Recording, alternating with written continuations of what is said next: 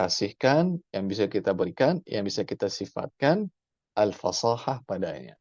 3. Fasahatul kalimah, fasahatul kalam, dan juga fasahatul mutakallim. Nah, setelah ini kita akan bahas kapan kata itu masuk kategori fasih. Kapan kalimat itu masuk kategori fasih.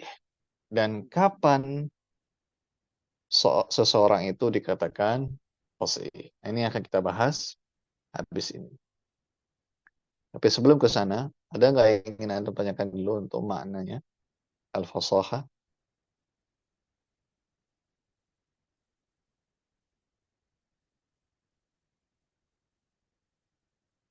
Baik, silakan lanjutkan, akhi. Fasahatul kalimah. فصاحة الكلمة هي سلامتها من الأولى تنافر الحروف. وصف في الكلمة يوجب ثقلها على اللسان وعسر النطق بها، نحو مس- مستجرآت أي مرتفعات. نستمر. Ya. الثانية Cukup, مخالفة. cukup. Kita satu-satu aja bahas. Yang pertama, fasahatul kalimah. Kefasihan yang terdapat pada kata. Atau mata takunul kalimatu fasihah. Kapan kata itu kita katakan fasih. Salamatuha artinya kata itu harus terbebas, terlepas, kosong, selamat dari 4 hal berikut ini. Ya. Nah, apa 4 hal itu? Kita bahas dulu satu persatu. Nanti yang pertama ya dinamakan tanafurul huruf. Yang kedua mukhalafatul qiyasis sarfi. Yang ketiga al-gharabah. Yang keempat karahiyatus sam'i lah. Jadi, teman-teman sekalian, waffaqakumullah wa baraka fikum. Kata itu kita kategorikan sebagai kata yang fasih kalau dia tidak punya 4 hal berikut ini. Kalau dia terbebas dari 4 hal ini. Jadi, 4 hal ini adalah sebuah cacat, sebuah aib, sebuah hal yang membuat kata itu tidak punya predikat fasih. Ya. Nah, apa 4 poin itu? Kita bahas satu persatu. Yang pertama, tanafuril huruf. Tanafur al-huruf. Apa yang dimaksud dengan tanafuril huruf? Wasfun fil kalimati yujibu thiqalaha 'ala al-lisani wa 'usra an-nutqi biha. Jadi tanafurul huruf adalah sebuah sifat yang terdapat pada kata yang mana sifat itu membuat susah pengucapannya dan berat pada lisan. Jadi membuat apa berat pada lisan dan juga susah untuk diucapkan. Apa contohnya? Mustashzirat. Coba antum baca masing-masing. Mustashzirat. Ya, mustashzirat. Susah ini. Ya, hurufnya itu kayak beribet gitu loh. Ya. Jadi apa ada sin, shin, za, ra berdempetan yang membuat kita susah. Nah, kata mustashzirat itu maknanya adalah murtafiat, tempat atau daratan tinggi. Sehingga kata mustashzirat itu tidak masuk kategori kata yang fasih. Kenapa? Karena dia susah untuk diucapkan dan berat bagi lisan untuk mengucapkannya. Itu sebabnya. Ya, mustashzirat. Ini susah sekali. Jadi ini poin pertama ya yang membuat kata itu tidak dikatakan fasih. Ada nggak contoh yang lain? Ada. Banyak sekali contoh-contohnya. Dan itu biasanya kalau kita buka di buku-buku balaghah akan ketemu ya contohnya seperti itu. Nah, misalkan contoh lain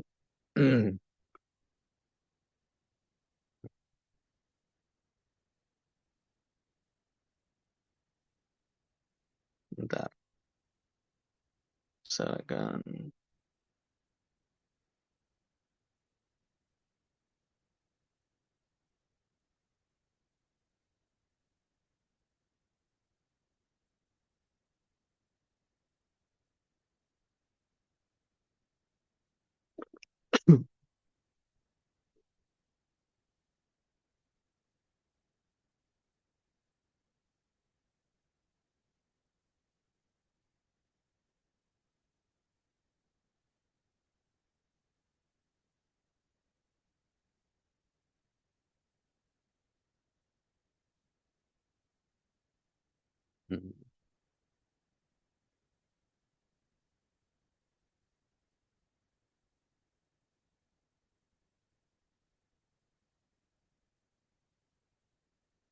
nah, contoh lain ini kita tuliskan.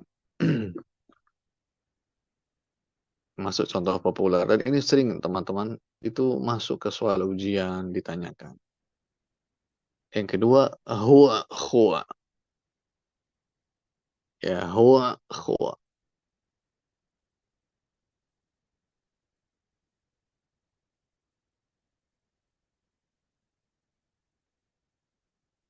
Ini huwa. Susah sekali. Ya, nah, ini sejenis tanaman yang disukai sama unta. Huwa. Maka dikatakan nabatun uh, tara'ahu al-ibil. Ya, suka dimakan sama unta. Jadi kata huwa itu juga susah diucapkan. Ya. Kemudian contoh lain misalkan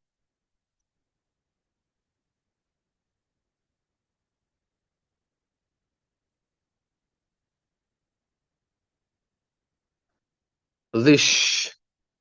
Ada yang bacanya dengan kasrah dha-nya, ada yang fathah, ada yang membaca dhash, ada yang baca dhish. Ya, wallahu alam, kita belum pernah cek mana yang valid, tapi yang sering dengar yang dengan kasrah dhish. Ini artinya mau al-bawdi'ul khashin, tempat yang kasar. Ya, bukan yang lunak tapi yang kasar. Ini dhish. Sama juga susah untuk dibaca. Ya, contoh lain satu lagi misalkan eh,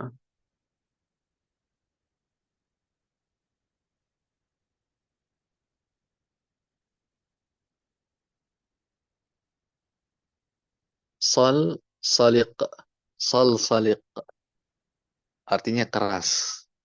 Saliq artinya keras. Jadi ini beberapa contoh yang membuat kata itu tidak fasih, penyebabnya karena tanafurul huruf, ya, tanafurul huruf. Ya, artinya kata itu sangat eh, berat bagi lisan dan susah diucapkan. Tanafur itu kalau secara bahasa artinya itu berlawanan, eh, bermusuhan, ketidakharmonisasian, itu ya, ketidaksinkronan, yaitu makna secara bahasa tanafur. Ya, jadi ini poin pertama. Dan kita akan jumpai ini kalau banyak mengkaji atau menelaah buku-buku Al-Balaghah. Biasanya salah contohnya berulang ini saja. Mustazirat, Dhish, Salsalik, Huwa, apalagi ini ya. Mustazirat itu paling famousnya itu. Hampir di sebagian buku selalu menyertakan contoh ini. Ini yang pertama. Yang kedua, Akmil. الثانية مخالفة القياس الصرفي، كون الكلمة غير جارية على القانون الصرفي، نحو بوقات في جمع بوقة، القياس أبواق.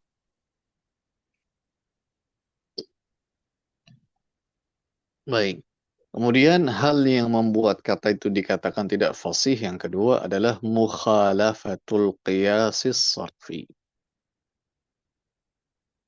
Artinya apa? Mukhalafah itu artinya menyelisihi, berbeda, tidak sama.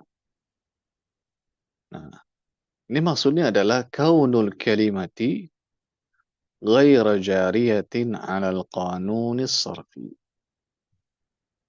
Artinya kondisi di mana kata itu ya tidak sesuai dengan kaidah sarf. Artinya menyimpang atau menyelisihi dari aturan main yang ada di ilmu sarf. Contohnya apa? Buqat. Buqat apabila dikatakan jamak dari buk. Buk itu trompet. Nah, jamak dari buk yang benar adalah abwaq. Ya, bukan buqat. Sehingga kalau kita mengatakan buqat, maka tidak sesuai dengan kaidah sarf. Ya, harusnya apa? Abwaq. Ya, ini contoh. Dan ini kita lihat dari sudut pandang apa? Ilmu as-sarf. Ya, dari sudut ilmu as-sarf. Contoh yang lain misalkan, hmm, contoh lain misalkan ajlal.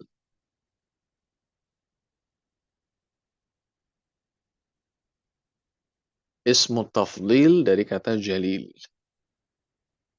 Ya, al-jali Allahul jalil misalkan. Lalu kita buat isim tafdil, kita gunakan ajlal. Nah, ajlal ini menyelisih kaidah sarf. Yang benarnya bagaimana?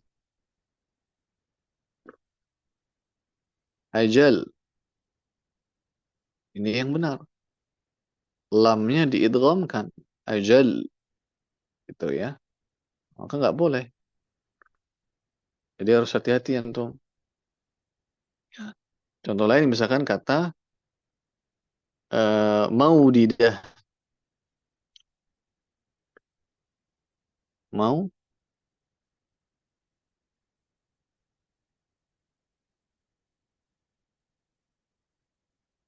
maudidah.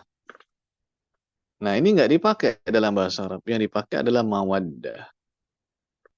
Ya, mawaddah.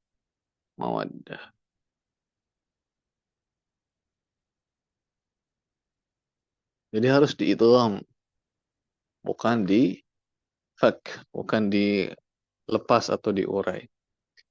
Contoh lain misalkan